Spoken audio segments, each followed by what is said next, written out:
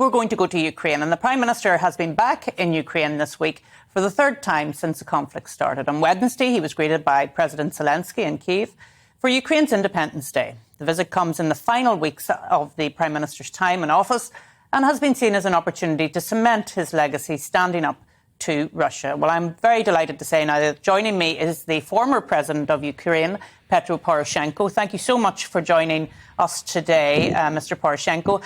First of all, Wednesday, of course, was Independence Day for Ukraine, and it's always an important day in Ukraine, but now it was celebrated across the Western world. How important was it to have that day of independence? This is the extremely important position for any nation, but Ukraine maybe paid the highest price in the world for our independence.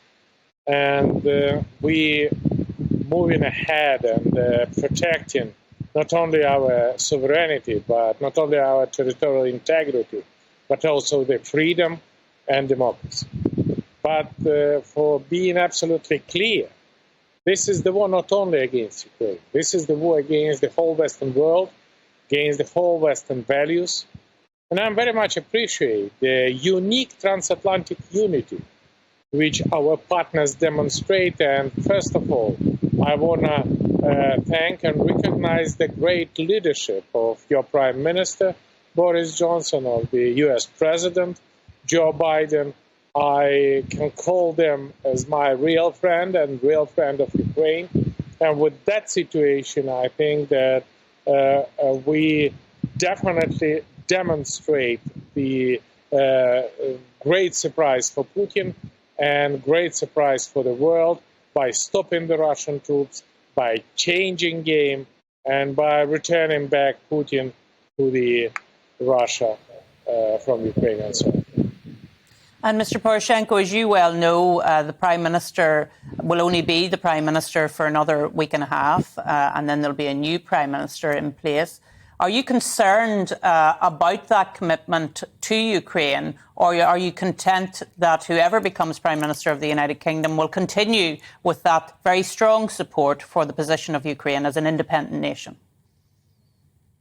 First of all, I want to thank all the British people for absolutely unique support of Ukraine. And Ukraine could be proud of this support. And this is beyond the partisan approach.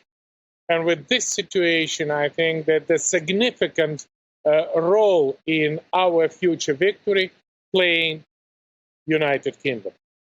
And I have no doubt that any next Prime Minister, despite of the fact that they say that it's already almost known their future candidate. I know her, and we keep fingers crossed, but without any doubts, any next Prime Minister would be together with Ukraine, because United Kingdom is a democracy, and the will of the people is absolutely decisive. And we demonstrate in Ukraine that Ukraine is united, and all politicians is united to protect Ukraine, and all Great Britain people is united in support of Ukraine. With that situation, I am quite optimistic.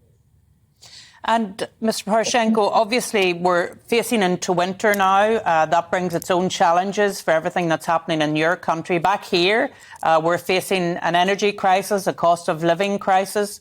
Are you concerned that those sorts of pressures on people back here in the UK will have an influence on support for what you have rightly described as very solid support from the UK? Do you think that they may grow weary, given the cost of living crisis is going to have a huge impact back here?